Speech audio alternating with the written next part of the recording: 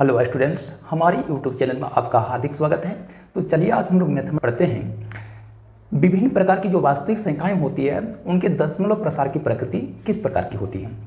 तो जैसे कि आप सबों को पता होगा कि वास्तविक संख्याएं या रियल नंबर्स के अंतर्गत सभी प्रकार की परिमेय संख्याएं और सभी प्रकार की अपरिमेय संख्याएं आ जाती है। ठीक है, तो यानी वास्तविक संख्या को हम लोग दो कैटेगरी में वर्गीकृत कर सकते हैं। उसमें से पहला जो कैटेगरी है वह है परिमेय संख्या या फिर रेशनल नंबर की कैटेगरी, और दूसरे प्रकार की जो संख्या है वह है अपरिमेय संख्या या फिर इरेशनल नंबर्स की कैटेगरी। अब रही बात परिमेय संख्या और अपरिमेय संख्या क्या होती है, तो आप हमारे संख्या पद्धति नाम के जो है टॉपिक्स में इसका पूरा डिक्लेरेशन पा जाएंगे, जिसका लिंक हम अपने डिस्क्रिप्शन बॉक्स में शेयर कर दे रहे हैं। ठीक है, वहां पर आप लोग इसको एक बार अवश्य देख लीजिएगा। तो याद रखिएगा, ऐसी संख्याएं जिन्हें हम p बटा q के रूप में व्यक्त कर सकें, जहां पर p और q दोनों ही पूर्णांक हो और q नॉट इक्वल टू हो 0, उस प्रकार की संख्या क्या कहलाती है, परिमेय संख्याएं कहलाती है। ठीक है, परिमेय संख्या के बहुत सारे उदाहरण हैं। उसमें गिनती की संख्याएं भी आती है, गिनती की बाहर की संख्याएं भी आती है, धनात्मक संख्याएं भी आती है, ऋणात्मक संख्याएं भी आ जाती है, और यहाँ तक कि ऑब्सोलेट नंबर या फिर जीरो भी आ जाती है, रिपीट संख्या जीरो भी आ जाती है परिमेय संख्या के अंतर्गत। अपरिमेय संख्या के भी बहुत सारे उदाहरण हैं। तो उन अपरिमेय संख्याओं के उदाहरणों में से जैसे हो गई √2 की राशि, √3 की राशि, √5 की राशि, √6 की राशि, √7 की राशि, 2 + √5 की राशि इत्यादि इत्यादि अपरिमेय संख्या के उदाहरण हैं। तो इस तरह से सभी परिमेय संख्याएं और सभी अपरिमेय संख्याएं मिलकर क्या करती है, सम्मिलित रूप से वास्तविक संख्या या फिर रियल नंबर्स का निर्माण करती है। तो हम लोग यहाँ का हेडिंग देखेंगे कि वास्तविक संख्याओं का दशमलव प्रसार की प्रकृति क्या है। तो याद रखिएगा, ये दशमलव प्रसार जो होता है वह दो प्रकार का होता है। एक होता है शांत दशमलव प्रसार, दूसरा होता है अशांत दशमलव प्रसार। ठीक है, दशमलव प्रसार के कितने प्रकार होते हैं, तो दशमलव प्रसार जो होते हैं वो दो प्रकार के होते हैं। एक हो गया पहला नंबर शांत दशमलव प्रसार, और दूसरा हो जाएगा क्या, दूसरा हो जाएगा अशांत दशमलव प्रसार।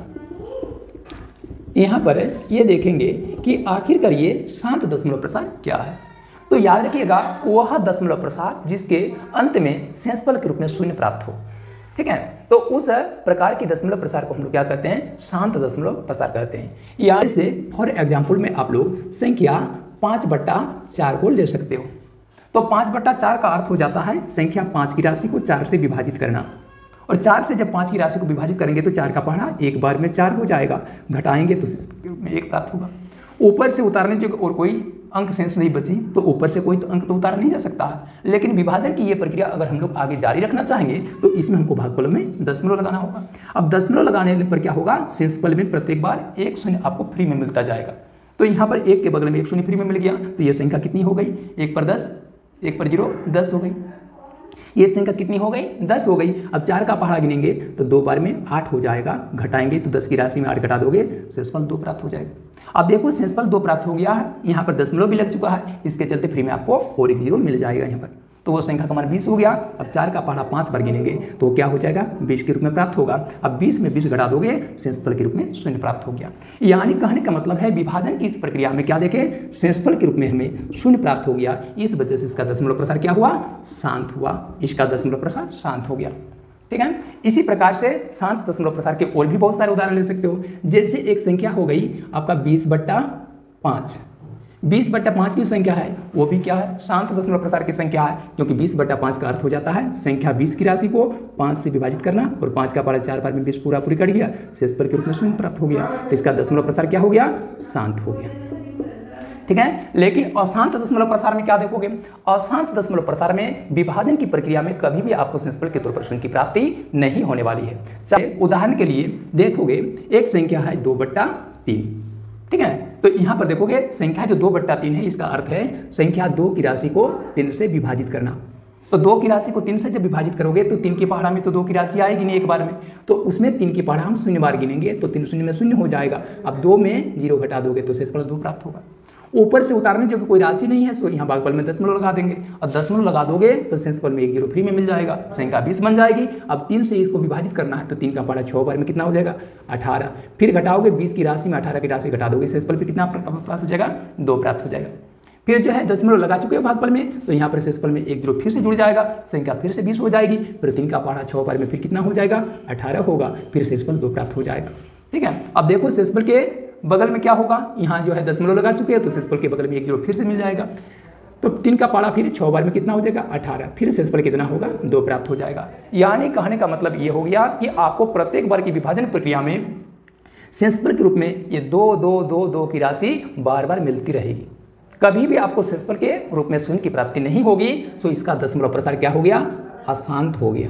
साथ ही साथ में देखेंगे ये तो अशांत है, लेकिन अशांत दशमलव प्रसार आगे चलकर 2 भाग में बढ़ता है। एक होता है अशांत आवर्ती और दूसरा होता है अशांत अनावर्ती।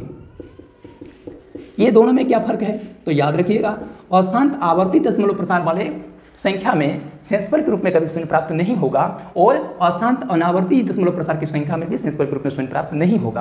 परंतु दोनों में अंतर क्या है, दोनों में अंतर यह है कि अशांत आवर्ती दशमलव वाली जो संख्या होगी उसमें शेषफल की राशि बार बार रिपीट की जाएगी और भागफल में भी दशमलव के बाद देखोगे अंक या फिर अंकों के खंड का रिपीटेशन बार बार होता जाएगा।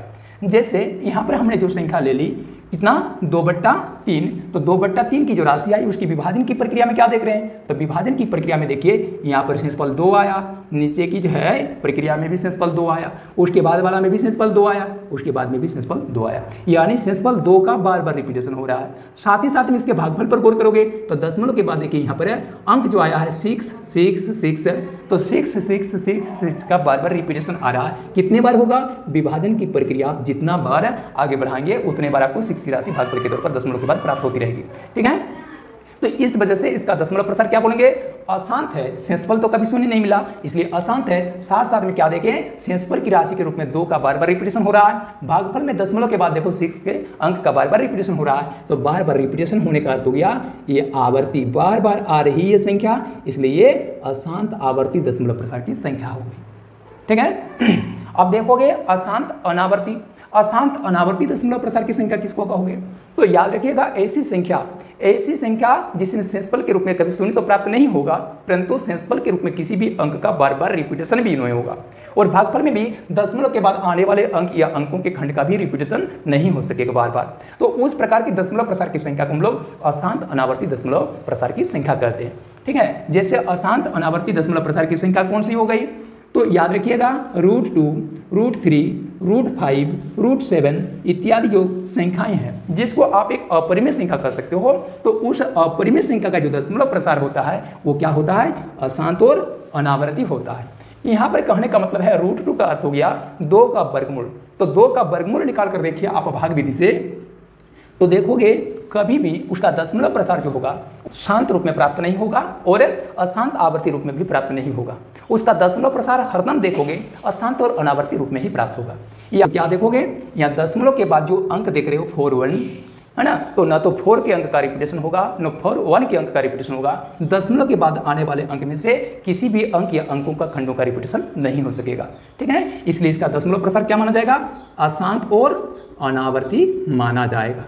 समझ पाए, आपके मन में ये सवाल उठ रहा होगा कि आखिरकार कौन कौन सी प्रकार की संख्याओं का दशमलव प्रसार कैसा होता है, तो इसी को यहाँ पर बोर्ड पर दिखाने की कोशिश हुई है। वास्तविक संख्या को देखिए हमने 2 वर्ग में बांटा है, एक परिमेय संख्या दूसरा अपरिमेय संख्या। तो परिमेय संख्या के जितने सारे उदाहरण हैं उनका दशमलव प्रसार या तो शांत होगा और अगर वह शांत नहीं हो सका तो अशांत आवर्ती होगा। यानी दूसरे शब्दों में कह सकते हो कि ऐसी संख्याएं जो परिमेय हैं उनका दशमलव प्रसार या तो शांत होगा या फिर अशांत आवर्ती होगा। और इसका विलोम कथन भी सत्य है। विलोम कथन कहने का मतलब है अगर किसी संख्या का दशमलव प्रसार शांत है या फिर अगर किसी संख्या का दशमलव प्रसार अशांत आवर्ती है तो उस स्थिति में आप सीधे कह सकते हो कि वह संख्या निश्चित रूप से परिमेय संख्या ही होगी, अपरिमेय संख्या कभी नहीं होगी। ठीक है, समझ पाए। जैसे कोई भी एक परिमेय संख्या ले लोगे, जैसे 2/7 एक परिमेय संख्या है, तो इसका दशमलव प्रसार या तो शांत होगा या फिर अशांत आवर्ती होगा। अशांत अनावर्ती कभी भी नहीं हो सकता है। यानी एक परिमेय संख्या का दशमलव प्रसार या तो शांत हो। हम लोग अपरिमेय संख्या के दशमलव प्रसार के बारे में जानेंगे, तो ख्याल रखिएगा जो भी संख्याएं अपरिमेय होती है, तो जितनी सारी अपरिमेय संख्याएं होती है उनका दशमलव प्रसार जो होता है कभी भी शांत नहीं होता है या कभी भी अशांत आवर्ती नहीं होता है। जब भी होगा वह अशांत अनावर्ती दशमलव प्रसार के रूप में ही होगा। ठीक है, समझ पा रहे हैं। और इसका विलोम कथन भी सत्य होगा, यानी अगर किसी संख्या का दशमलव प्रसार अशांत और अनावर्ती है तो निश्चित रूप से आप जानोगे कि वह संख्या एक अपरिमेय संख्या या फिर इरेशनल नंबर होगी। समझ पाए। तो इस प्रकार से आप लोग किसी भी संख्या का कैटेगरी बांटकर उसके दशमलव प्रसार के बारे में एक प्रकार से बता सकते हो। करते हैं आप लोगों को हमारा ये कॉन्सेप्ट अच्छी तरह से समझ में आ गया होगा। ठीक नेक्स्ट रोज में इसी प्रकार से कोई अन्य टॉपिक लेकर आपकी सेवा में दोबारा हाजिर होऊंगा। तब